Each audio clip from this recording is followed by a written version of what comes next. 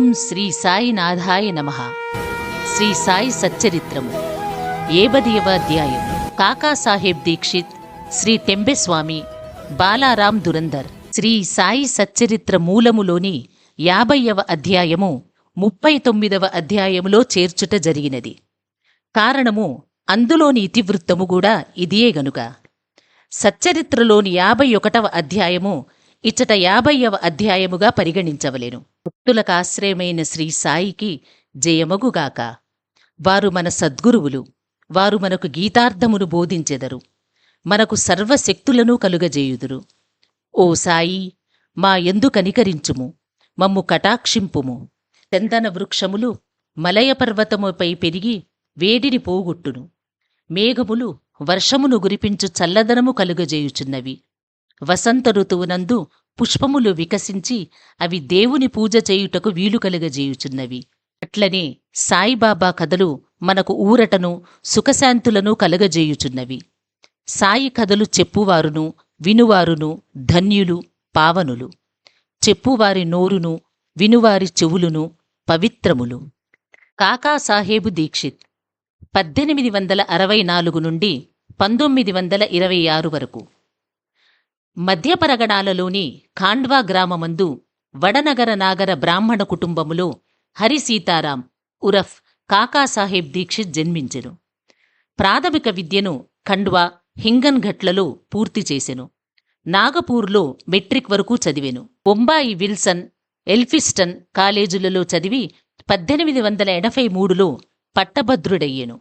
న్యాయవాది పరీక్షలో కూడా ఉత్తీర్ణులై లిటిల్ అండ్ కంపెనీలో కొలువునకు చేరెను. తుదకు తన సొంత న్యాయవాదుల కంపెనీ పెట్టుకునెను. 1909కి ముందు సాయిబాబా పేరు కాకాసాహెబ్ దీక్షిత్కు తెలియదు. అటు పిమ్మట వారు బాబాకు గొప్ప భక్తులేరి. ఒకానొకప్పుడు లోనావాలాలోనున్నప్పుడు తన పాత స్నేహితుడు నానాసాహెబ్ చాందోర్కర్ని చూచెను. ఇద్దరునూ కలిసి ఏవో విషయములు మాట్లాడుకొనిరి. కాకాసాహెబు తాను లండనులో రైలుబండి ఎక్కుచుండగా కాలుజారిపడిన అపాయమును గూర్చి వర్ణించెను. 100 కొలది ఔషధములు దానిని నయము చేయలేకపోయెను. కాలు నొప్పియు కుంటితనమును పోవలెనన్నచో అతడు సద్గురువగు సాయి వద్దకు పోవలెనని నానాసాహెబు సలహానిచ్చెను. సాయిబాబా విషయమై పూర్తి వృత్తాంతమును విశదపరిచెను.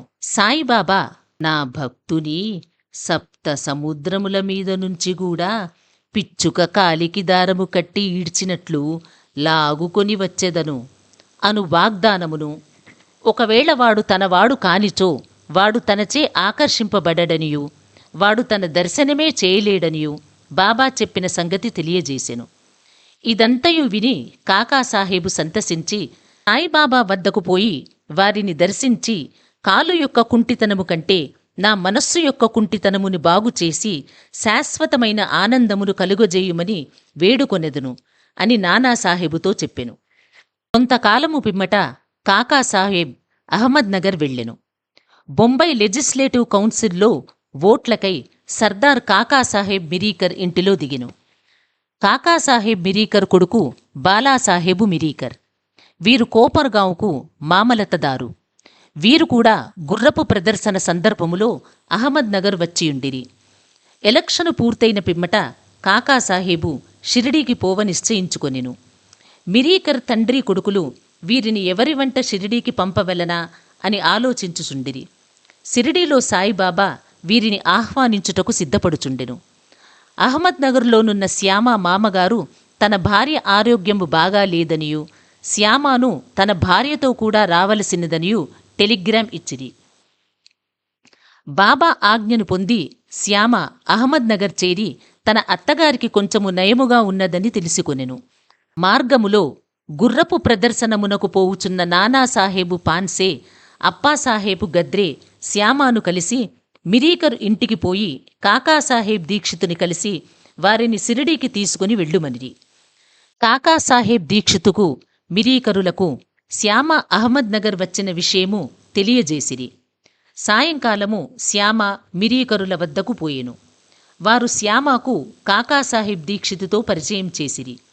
శ్యామ కాకాసాహెబ్ దీక్షితుతో కోపర్గాంకు ఆనాటి రాత్రి 10 గంటల రైలులో పోవలెనని నిశ్చయించిరి. ఇది నిశ్చయించిన వెంటనే ఒక వింత జరిగెను.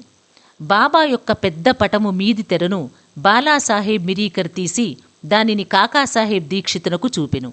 కాకాసాహేబు షిరిడీకి పోయి ఎవరినైతే దర్శించవలెనని నిశ్చయించుకొనెనో వారే పటము రూపముగా అచట తనను ఆశీర్వదించుటకు సిద్ధముగానున్నట్లు తెలిసి అతడు మిక్కిలి ఆశ్చర్యపడెను.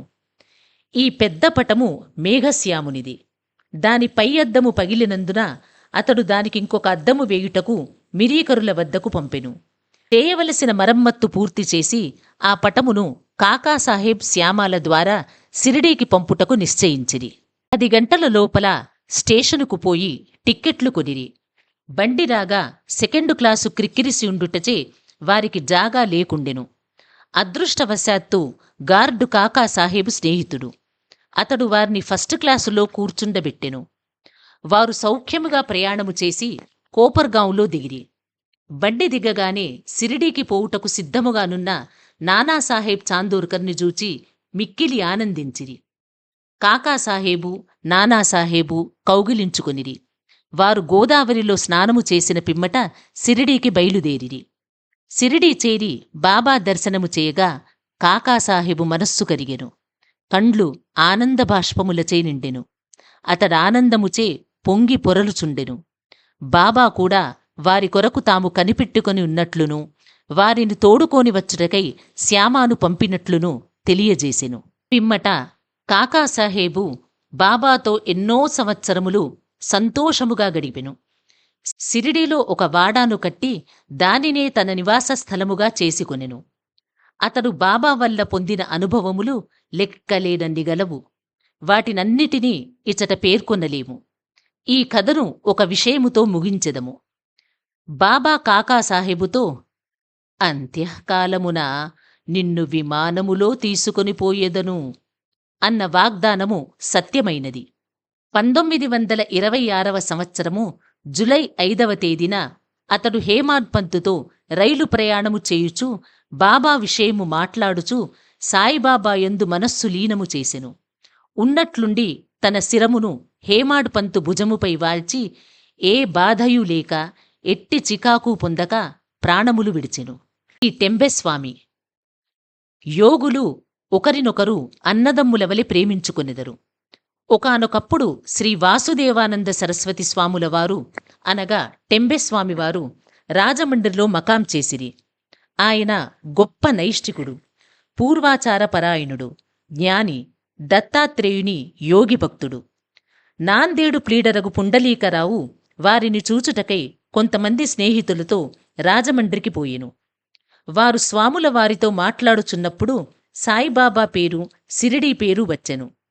బాబా పేరు విని స్వామి చేతులు జోడించి ఒక టెంకాయను తీసి పుండలీకరావుకిచ్చి ఇట్లనిరి, దీనిని నా సోదరుడగు సాయికి నా ప్రణామములతో నర్పింపుము.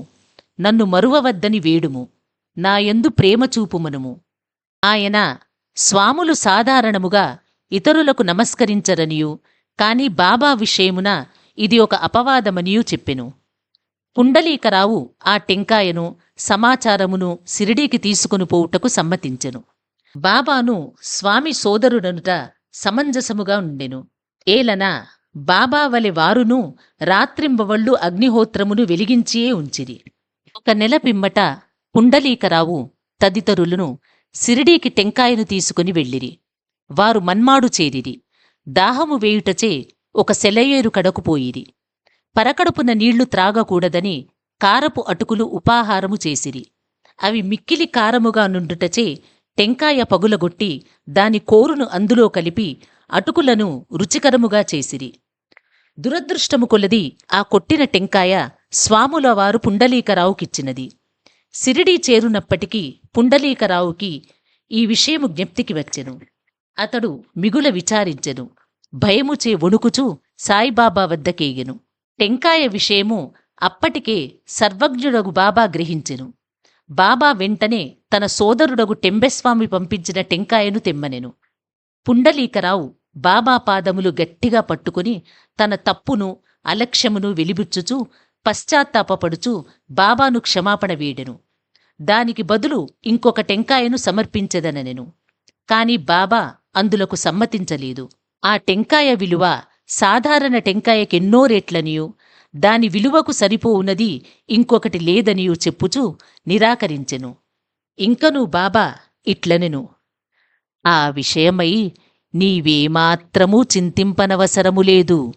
అది నా సంకల్పము ప్రకారము నీకివ్వబడెను. తుదకు దారిలో పగులగొట్టబడెను. దానికి నీవే కర్తవని అనుకొననేలా?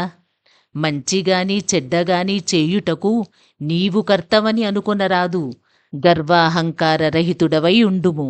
అప్పుడే నీ పరచింతన అభివృద్ధి పొందును. ఎంత చక్కని వేదాంత విషయము బాబా బోధించనో చూడుడు. బాలారాం దురంధర్ 1878 నుంచి 1925 వరకు. బొంబాయికి దగ్గర ఉన్న శాంతాక్రూజ్లో పటారే ప్రభుజాతికి చెందిన బాలారాం దురంధర్ అనువారుండిరి. వారు బొంబాయిలో హైకోర్టులో న్యాయవాది. కొన్నాళ్లు బొంబాయి న్యాయశాస్త్ర కళాశాలకు ప్రిన్సిపలుగా నుండెను. దురంధర్ కుటుంబములోని వారందరూ భక్తులు, పవిత్రులు, భగవచ్చింతన గలవారు. బాలారాం తన జాతికి సేవ చేసెను. ఆ విషయమై ఒక గ్రంథము వ్రాసెను. అటు పిమ్మట తన దృష్టిని మతము, ఆధ్యాత్మిక విషయముల వైపు మరలించెను. గీతను, జ్ఞానేశ్వరిని, వేదాంత గ్రంథములను, బ్రహ్మ విద్య మొదలగు వానిని చదివెను. అతడు పండరీపుర విఠోబా భక్తుడు. అతనికి 1912లో సాయిబాబాతో పరిచయము కలిగెను. 6 నెలలకు పూర్వము తన సోదరులగు బాబుల్జీయును, వామనరావును సిరిడీకి పోయి బాబా దర్శనము చేసిరి. ఇంటికి వచ్చి వారి అనుభవములను బాలారామునకు, ఇతరులకు చెప్పిరి. అందరూ బాబాను చూడ నిశ్చయించిరి. వారు సిరిడీకి రాకమునిపే బాబా ఇట్లు చెప్పెను, ఈ రోజున నా దర్బారు జనులు వచ్చుచున్నారు. దురంధర సోదరులు తమ రాకను బాబాకు తెలియజేయనప్పటికీ బాబా పలికిన పలుకులు ఇతరుల వలన విని విస్మయముందిరి. తక్కిన వారందరూ బాబాకు సాష్టాంగ నమస్కారము చేసి వారితో మాట్లాడుచూ కూర్చొనియుండిరి. బాబా వారితో ఇట్లనెను, వీరే నా దర్బారు జనులు. ఇంతకు ముందు వీరి రాకయే మీకు చెప్పియుంటిని. బాబా దురంధర సోదరులతో ఇట్లనెను, గత 60 తరముల నుండి మనముండరులము పరిచయము గలవారము. సోదరులందరూ వినయ విధేయతలు గలవారు. వారు చేతులు జోడించుకొని నిలిచి బాబా పాదముల వైపు దృష్టిని నిగిడించిరి. సాత్విక భావములు అనగా కండ్ల నీరు కారుట, రోమాంచము, వెక్కుట, గొంతుక ఆర్చుకొనిపోవుట మొదలగునవి వారి మనస్సులను కరిగించెను. వారందరూ ఆనందించిరి. భోజనానంతరము కొంత విశ్రమించి తిరిగి మసీదుకు వచ్చిరి. బాలారాం బాబాకు దగ్గరగా కూర్చుని బాబా పాదములొత్తుచుండెను. బాబా చిలుము త్రాగుచూ దానిని బాలారామునకిచ్చి పీల్చుమనెను. బాలారాం చిలుము పీల్చుటకు అలవాటు పడి ఉండలేదు. అయినప్పటికీ దానినందుకొని కష్టముతో పీల్చెను. దానిని తిరిగి నమస్కారములతో బాబాకందజేసెను. ఇదే బాలారామునకు శుభసమయము. అతడు 6 సంవత్సరముల నుండి ఉబ్బసము వ్యాధితో బాధపడుచుండెను. ఈ పొగ అతని వ్యాధిని పూర్తిగా నయము చేసెను. అది అతనిని తిరిగి బాధపెట్టలేదు. 6 సంవత్సరముల పిమ్మట ఒకనాడు ఉబ్బసము మరలా వచ్చెను. అదే రోజు అదే సమయమందు బాబా మహాసమాధి చెందెను. వారు సిరిడీకి వచ్చునది గురువారము. ఆ రాత్రి బాబా చావడి ఉత్సవమును జూచు భాగ్యము దురంధర సోదరులకు కలిగెను. చావడిలో హారతి సమయమందు బాలారాము బాబా ముఖమందు పాండురంగని తేజస్సును, ఆ మరుసటి ఉదయము కాకడహారతి సమయమందు అదే కాంతిని, పాండురంగ విఠలుని ప్రకాశమును బాబా ముఖమునందుగనెను. బాలారాం దురంధర్ మరాఠీ భాషలో తుకారాం జీవితమును వ్రాసెను. అది ప్రకటింపబడకమునిపే అతడు చనిపోయెను. 1928లో అతని సోదరులు దానిని ప్రచురించిరి. అందు బాలారాము జీవితము ప్రప్రథమున వ్రాయబడిను. అందువారు సిరిడీకి వచ్చిన విషయము చెప్పబడియున్నది. 70వ అధ్యాయము సంపూర్ణము. సద్గురు శ్రీ సాయినాథార్పణమస్తు. శుభం భవతు. ఈ వీడియో మీకు నచ్చినట్లయితే లైక్ చేయండి, షేర్ చేయండి, మా ఛానల్ని సబ్స్క్రైబ్ చేయండి.